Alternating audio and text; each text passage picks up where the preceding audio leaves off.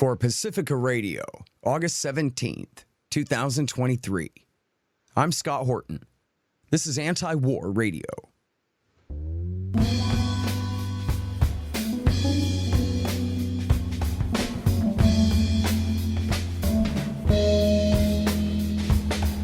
All right, y'all, welcome to the show. It is Antiwar Radio. I'm your host, Scott Horton. I'm the editorial director of Antiwar.com and author of the book Enough Already, Time to End the War on Terrorism.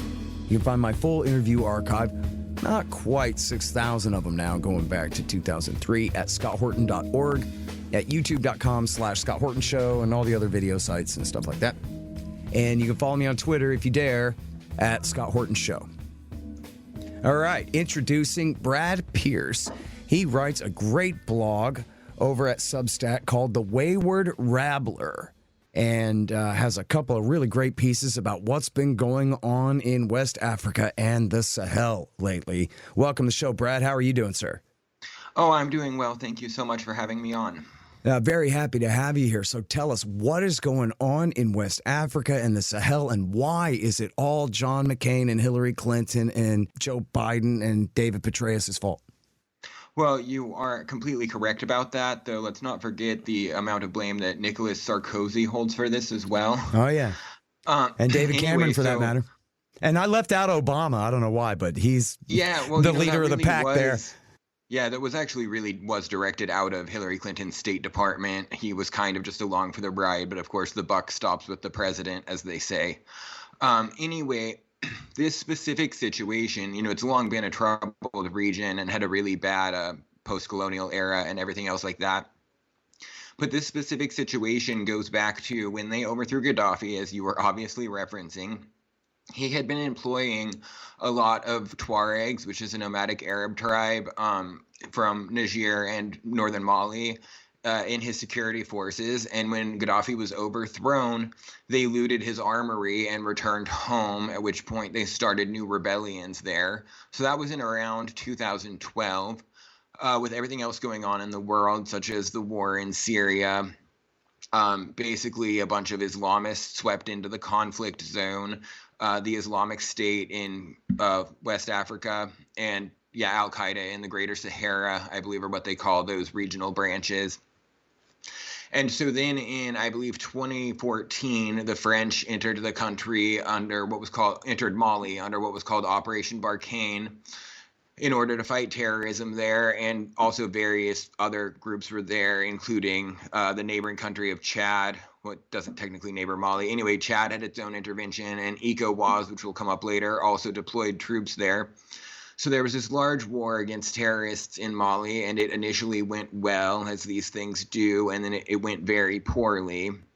And so over 8 years of extreme violence in the region, this eventually undermined the civil governments that were backed by the West, and the security problems led to a series of coups, starting in Guinea, which is technically not a Sahel country, but it's in West Africa. And since then, the broader region has been rocked by them. I believe 6 countries have been under coup governments. Something that's interesting to note is there's a pattern of double coups in this region. So 4 of these countries had a coup, and then they placed a transitional government, and then either the same people who did the first coup or different people overthrew the coup government and then didn't even make a pretense of being in a transitional government. So as this was going on, the U.S. and France became increasingly reliant on Niger, which was the remaining civil government in the region. The U.S. built the world's largest drone base there, the Agadez drone base, that at a very expensive price tag. It hosts over 1,000 soldiers. It's a pretty nice place. You can see reviews of the food at the mess hall on Google, though there are people trolling. Regardless, it's big. You can look it up on Google Maps easily. And so they were increasingly reliant on Niger. And then finally, Niger had its own coup, and they don't really know how to handle this because they've already tolerated the coup regimes in all the other countries. So, they're always hypocritical, but they don't really know how to move forward because they've been moving their troops out of Mali and Burkina Faso into Niger and just became increasingly reliant on this very poor and weak country. Mm-hmm. All right, now, it's Anti-War Radio. I'm talking with Brad Pearce about all his great writing recently about what's going on with these coups in Africa. And if you guys want a review of especially the earlier part of the story that he's telling there, I cover a lot of that in Enough Already. And that's not an advertisement. There are free versions of the book online. You can get it, I think, on the Pirate Bay and even Google Books if you just want to search the Mali chapter in there. So that's not an advertisement, but I'm just saying if you want to know about the consequences of the Libya war and, you know, more detail about the story he was just telling about how it spread into West Africa and the Sahel in the form of the terror war and now all these military juntas and all of that, that's in there. But so I think a big part of that, right, is in the name of fighting the jihadists that the Libya war spread to West Africa first, I guess, and further into the Sahel, further east of there later. They trained up all these soldiers and all these military forces to now fight the jihadists that they had set loose. And then it's these American-trained colonels or captains or whoever, generals, who end up doing the coups. Now, I guess my cookie cutter says that, well, if it's an American-trained military guy that does a coup, then it's probably because that's what Washington wanted. But you're saying, no, it doesn't look like that. Yeah, a lot of people were led to that conclusion, which is what I would have assumed if I hadn't been following the region so closely. And yeah, I'm like sure the same old School of the Americas narrative, right? I'm sure you saw in March that Matt Gaetz did an excellent interrogation, I should say, of General Langley, the AFRICOM commander, going over this. And he also kind of implied the same thing and didn't make it clear that these people are going against U.S. interests. So, I mean, basically, they're losing control of their pawns is what's going on because they're flagrantly irresponsible, basically. Right. And so, all right, now, this is difficult. I know everybody's bad at geography, and me too, and especially now when you're talking about where's Benin and the Ivory Coast and in which order are all these little countries here, Burkina Faso and Sierra Leone, where this might be very difficult for people to get their head around there. But, you know, as you said, it all really starts with Mali, which is this huge Texas-sized country there in the Western Sahara and Sahel, where the war first spread from Libya.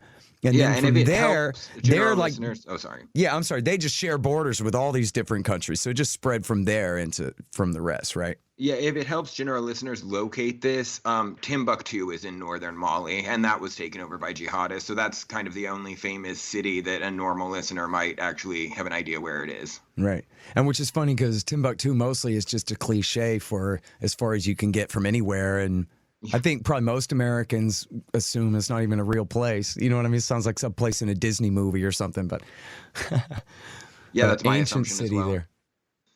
All right, so now let's talk about the consequences of the coup there. You write in the article that here, this is a democratically elected government of Niger, quote unquote, to whatever degree. And here it's been overthrown by its own military force, or at least it's like the palace guard, but the military staying out of it and endorses it. And then you say it's pretty clear that the public is in support of this, huh?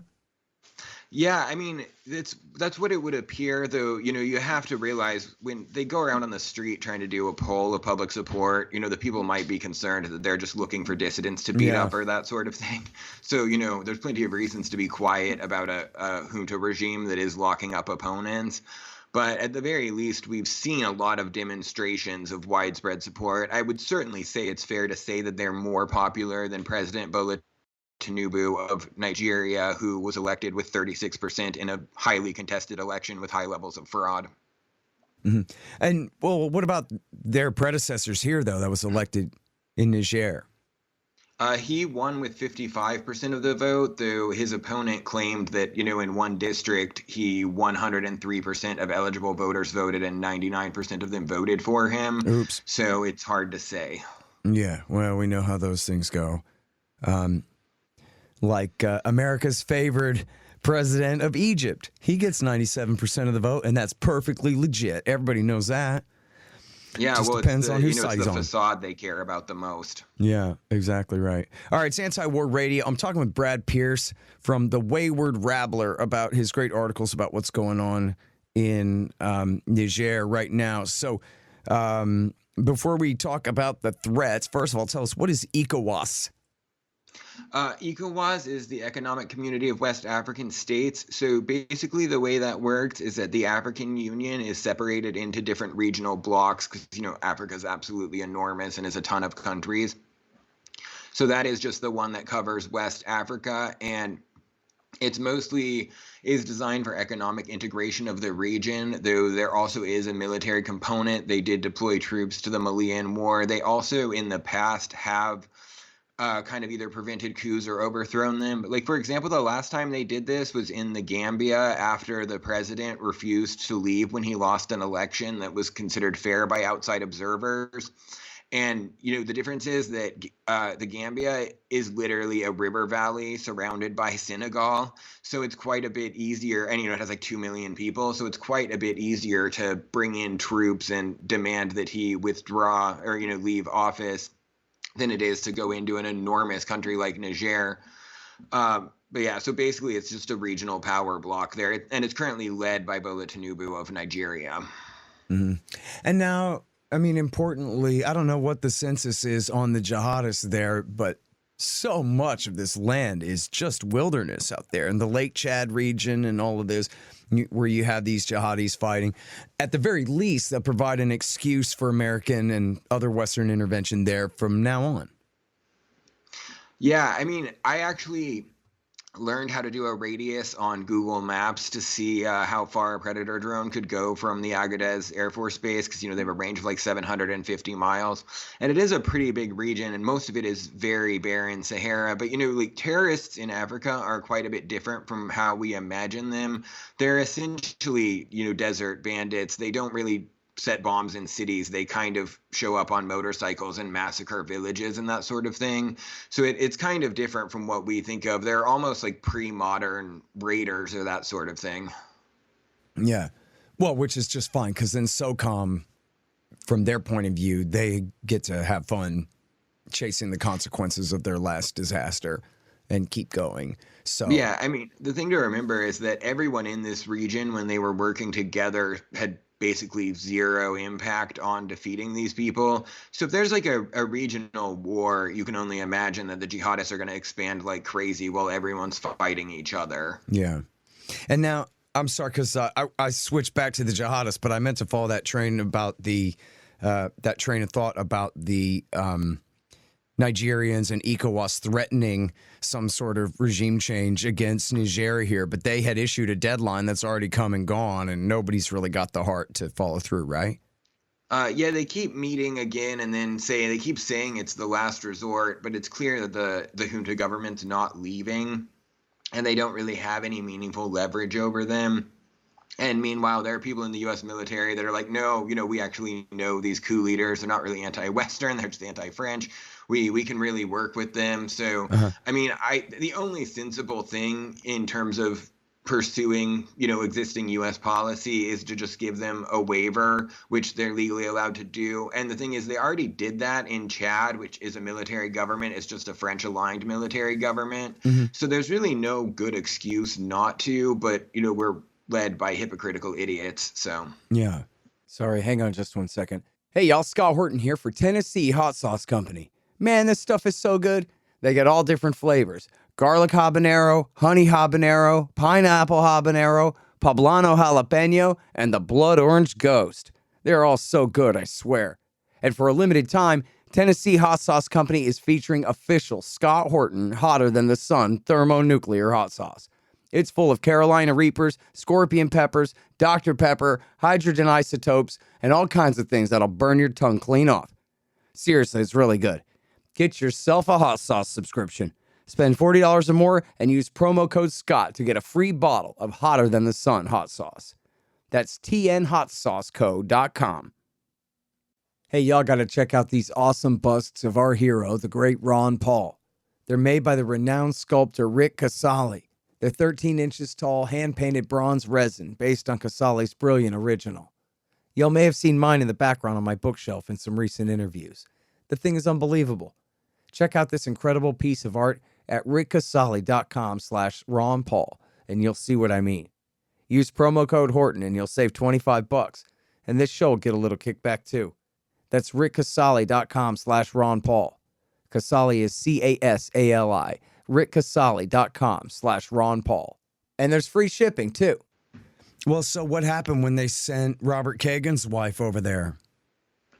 That's actually kind of funny. They wouldn't let her meet with either the Chiani, the head of the coup government, nor Bazoum, the deposed president. They just, I don't know, met with her a couple of hours and then sent her on her way. So I don't think they cared much about what Vicki Nuland had to say.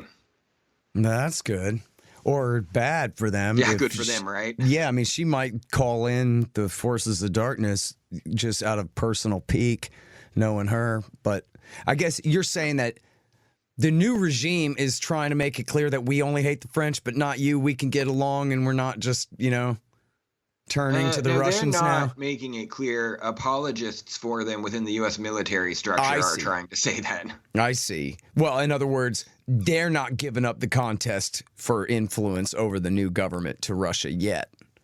Yeah, exactly. And how much of a threat is that really about the Russian involvement there? Well, I would say that this is kind of one of those things where it only matters because they're playing the game. Like Niger is a relatively small percent of the world's uranium supply, but it does produce the highest grade of it. And then it has some gold. But the jihadists in the region don't really threaten the outside world. So, I mean, there's some humanitarian concerns, they don't actually care about that.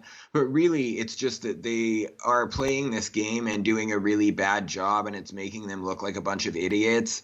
So they kind of need some way to, and then they don't want to give up this drone base. So they kind of need some way to salvage the policy where they come out of it not looking awful and, not fleeing like they did in Afghanistan or that sort of thing. But overall, if they chose to not play, it doesn't really matter if Russia and Wagner want this to be their problem as far as things go. Right. So give us a good briefing on Wagner's role up until recently here. Okay, so for one thing, we need to be clear that they're a pretty shady group and that the people that talk to them about all sorts, or, say all sorts of things about them lie all the time. So their presence is not that well confirmed in any countries in the region besides the Central African Republic. I'm really skeptical of some of the stuff that they say about what Wagner's doing in Mali, but Nick Terce, who is one of the best journalists writing about this, I assume you know him well. Yeah. He reviewed a Human Rights Watch thing on Wagner's presence in Mali, and he seemed to find it credible, even though I would usually be quite skeptical of that group. So as far as in actual Niger, though, no credible person is claiming that Russia or Wagner is involved in the coup happening, though it's believed that Wagner has traveled to Niamey, the capital of Niger, to help them defend themselves in the case of an ECOWAS intervention, as they would call it. So really, they're just creating a situation that gives Russia and Wagner an opening when all they have to do is instead recognize reality and that the junta government's not leaving. Mm-hmm. Now, so, I mean, it seems like that must be overblown by all the critics, especially now after Prigozhin's sort of failed half a putsch against the military command in Russia. Although I guess maybe Putin could just send him to Africa to keep him out of his hair, what's left of it.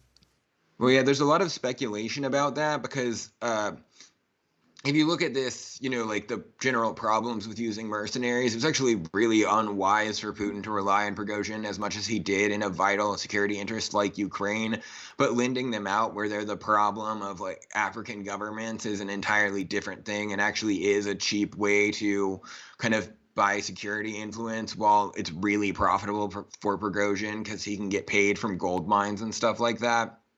So their presence in Africa is overblown, but they are known to be in some countries. And, allegedly they're in like a training role or that sort of thing.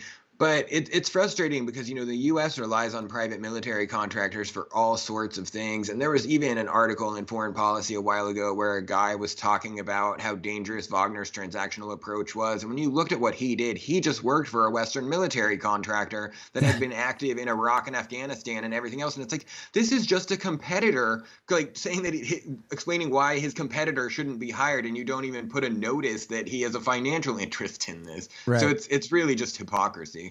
Yeah, it sounds like Sirius and XM criticizing each other when we all know they're going to be a merger. We have Blackwater and Wagner working together, Eric Prince and Prigozhin.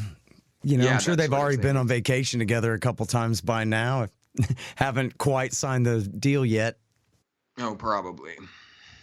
No, that'd be a lot of fun, though. All right, so, well, let's talk about the French Empire in Africa, which is sort of the background to all of this. They lost their empire after the World War, but then I think he's saying here the French have used violent military force in North, sort of West Africa, the Sahara, the Sahel region, 50 times since the end of the official colonial era. Is that right? Yeah, on the African continent as a whole, and that is as of 2015. Someone brought that up in France's parliament, is the main source people use on that. But yeah, and they've been there more since then. But yeah, they've been all over the region. I actually just had an article published about this in The Cradle, about how France never stopped looting Africa. But they have a high degree of control in terms of economic control of all the ports, of controlling even like the water infrastructure in most countries until recently.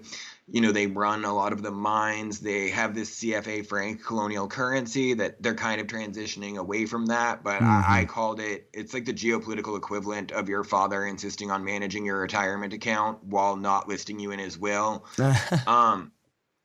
So it's really, you know, the British, like, there are plenty of problems with their empire and they're very violent, but they did actually build great infrastructure projects. So like they can claim they were trying to develop these countries, whereas France intentionally kept these countries underdeveloped. For example, Niger and Chad have never had railroads. I am at a loss for how France even got colonial administrators to these countries. You know, they must have sent them 2,000 miles on camel. It's insane. So, you know, France really kept these countries underdeveloped and has an enormous amount of economic control. In Mali, they just canceled a treaty against double taxation from 1965 that basically meant all French businesses operating in Mali only paid taxes in France.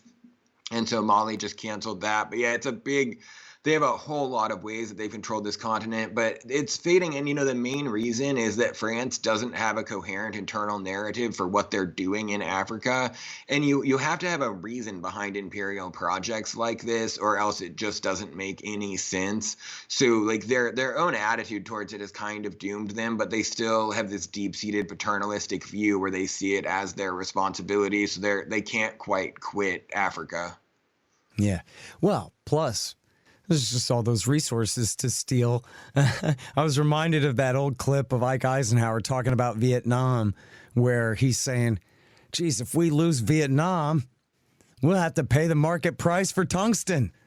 Yeah, it's exactly like that. Yeah, you pointed out here that whoever's in charge of Mali, the uranium will be for sale on the global market. It's not quite a liquid like oil, but same difference. It's all fungible on a global market, and there's only so much demand for international uranium supplies anyway.